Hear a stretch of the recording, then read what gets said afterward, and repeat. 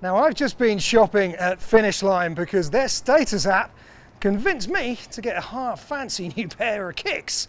Now, I'm about to go and speak to two amazing digital marketers about the fantastic growth that Finish Line has had over the last few years in digital to find out how they did it. Before we do that, I need to hightail it over to their Denver HQ. Sorry, I think they're actually based in Boulder. Boulder? Yeah. Oh, yeah. What are you doing? Well, it's Finish Line, so I don't know about you, but I think I'm going to run to Boulder. Oh, he's actually running. 3, 2, 1. Where is this guy? I don't know. Is he like running here or something? Jeez, it's like 15 minutes late. What do they sign us up for now? I don't know.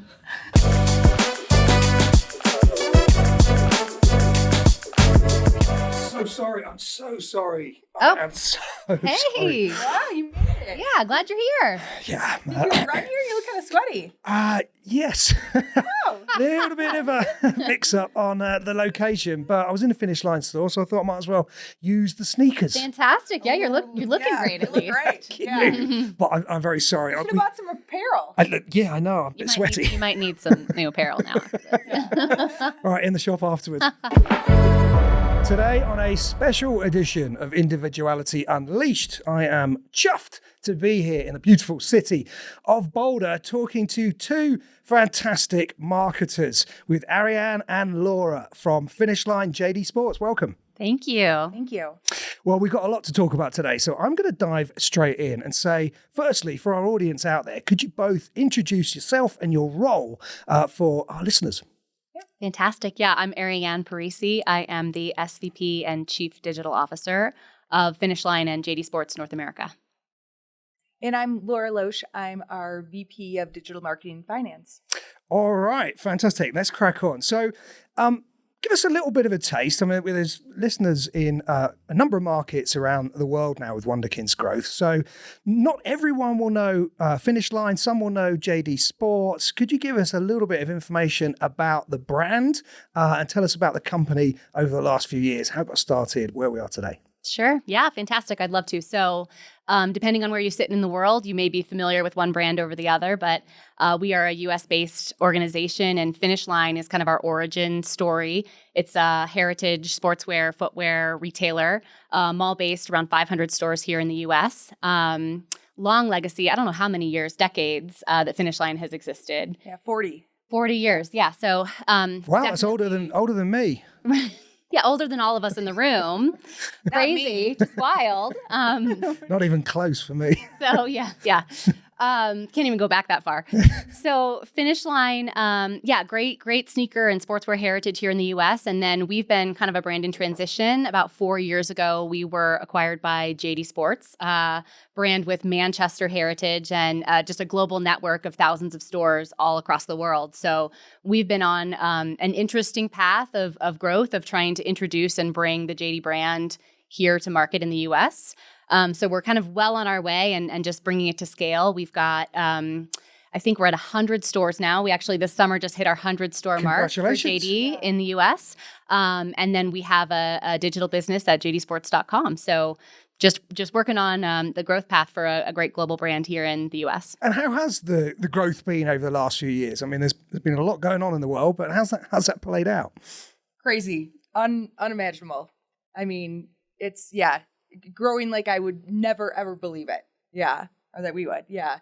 I mean, I think for COVID was exceptional years for us. And I think it's very grounding to know that, you know, we were helping families get sneakers and get what they need to be outside during those really difficult moments. And get more healthy. Yeah, for sure. All of us. We thankfully had the supply chain that we were able to ship from stores and whatnot and be able to fulfill those needs. So it's been great for sure. So what are the biggest goals then right now from a digital perspective, obviously coming out of the pandemic? What are you working on? What are the biggest focus areas?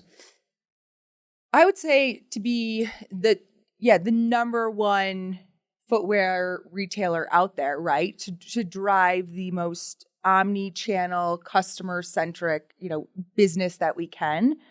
And I'd say that leads with a great marketing system. We recently launched SMS with Wunderkind, and it's been phenomenal for us. Even better than, email triggered marketing that we launched with Wunderkind. I think it was a great move for us. We're excited to launch that in store soon. I just think everything needs to be around the customer and what the customer wants and where it's easiest for them to convert and get that to them is our number one goal, right? Our goal is to be the customer's favorite place to shop. Mm-hmm. Yeah, I would say getting kind of into the hearts and minds of consumers. And, you're speaking to two digital leaders, but we have a major mindset for putting the customer at the center of everything we do and thinking about how digital enables online to offline and just everything that kind of centers around that customer. So we're on the path to really, obviously acquisition is a part of it, but retention and frequency and loyalty and making sure we can get closer to and know our customers better and then serve their needs, at every touch point. So is that one of the biggest sort of challenges then that you see as an organization? Because like many people have had, there was this huge digital acceleration for many brands over the last, couple of years. Now, it's not, the same digital acceleration doesn't exist. So it's now going to be who serves the customer best, who builds up the best loyalty, who can actually drive revenue out without this sort of force majeure that we've had with this sort of pandemic acceleration. So is that kind of absolutely top and central of kind of what you guys are focused on? For sure. I would just say it's been a fascinating social experience to go through with COVID. And we all know there was this, rapid acceleration of digital, all the buzzwords around digital transformation. And thankfully, we were really well positioned coming into COVID. And so that helped accelerate our business during that period. And now coming out of it, I think we're refocused around it's the customer has indicated that they do want to shop in store. They do care about those experiences, right? And so that has forced us to really kind of reevaluate our priorities and pivot against those. And then I would also say that there are ongoing pressures from, the brands that have DTC businesses, right? So how do we create the most value for who we are, which is a multi-branded retailer, and serve consumers in ways that a DTC competitor maybe couldn't? That's super fascinating because, you've had such phenomenal digital growth during that period, but then you obviously have this very large, in-store retail experience. So, we're already seeing lots of data around the growth of DTC, and you can see that DTC only brands, they're in a tough place right now with this post-pandemic situation that we've got. Whereas those that can actually do the true omni-channel experience and actually pivot to in-store have a bit of a leg up. And we're definitely seeing D2C revenue growing in more of the traditional brands and traditional retailers. So it's fascinating to sort of see the mechanics of the market play out like this. Absolutely agree. Yeah. And it's a little bit counter to what everyone predicted. I think everyone said it's going to go digital and we're not coming back and this acceleration will last forever. So I think that's been fascinating to see kind of a normalization of a trend. Yeah, it's how digital complements the in-store experience and vice versa. And that's a big challenge for a lot of players out there to get that right. Yeah, for sure. And I would say also a challenge for a CFO that's looking at your digital marketing spend. Right. And just because stores are doing great doesn't mean we should be pulling back, right? We need that interaction to drive that customer in store. So it's looking at that kind of merged P&Ls, right? I mean, I can't actually remember the last time I made a purchase just from a physical store experience where I hadn't done some sort of digital journey online to check stuff out. Yeah, I think it's something like north of 90% of journeys do start online, right? So I don't think we've ever centered ourselves in that reality until now, right? And so we're saying, what does that mean? And to Laura's point, there's just so much channel crossover. And so being able to kind of rework our attribution models and understand how do we account for that, right? How do we optimize that? So bring it back a little bit to kind of digital and your owned channels. How do you see that in your marketing mix? And how's that benefited you in terms of the work that you've put in to build those own channels over the last couple of years? Yeah, I'd say we absolutely separate out our acquisition channels. That's where we heavily spend to acquire those new customers. And then our retain channels where we, really invest in that brand voice of selling those core things. I think during COVID, we were absolutely, over-indexing in the acquisition because we were able to get the product to the customer where a lot of retailers weren't positioned where we were. Right. And so we were able to run that acquisition. So our focus now has been really to retain those customers that we were able to acquire during that period. And that's really been our focus. And obviously we have an incredible loyalty program called Status. Right. And that is all about getting our hot product in our best customers' hands, right? It's about not letting the bots get it, not letting anyone, it's you shop with us, we love you. Like, we're going to try and get that to you. Obviously, we can't give it to everybody, but that's been our focus of the hottest product we give to our best customers, and really continuing to drive that. Yeah, I would just say costs are rising. The need to know our customers better and to be able to activate communications with them like on their terms and the ways they want, and to make those relationships more and more valuable has just been a focus, right? So Status is a major priority and driver for us. Our apps for JD Sports and for Finish Line are major priorities. And then I would say also just stitching together that customer data and trying to get tighter and tighter against that so that we can really leverage what we know in the right moment, in a very personalized way. Pretty number of marketers out there, on different levels of this journey would probably be interested in, understanding a little bit about how the discussion happened internally in terms of, you guys have definitely invested very heavily and done very, very well in things like your loyalty program, in terms of like building out your database, working with folks like Wunderkind on kind of, your triggered messaging across different channels. That all takes investment.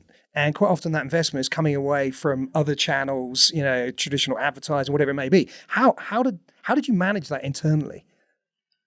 I would say that we think of it as incremental, right? Not stealing from another channel. And I would say for me, it was actually a very good learning of SMS has been incremental for us. I have not found that it's stealing.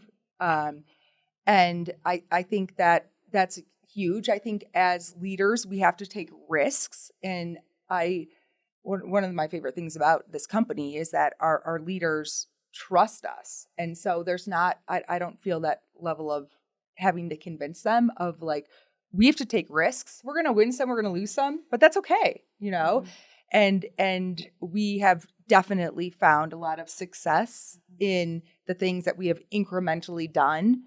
Because I think some channels like display, that's gone, right? There's some channels you're just going to lose.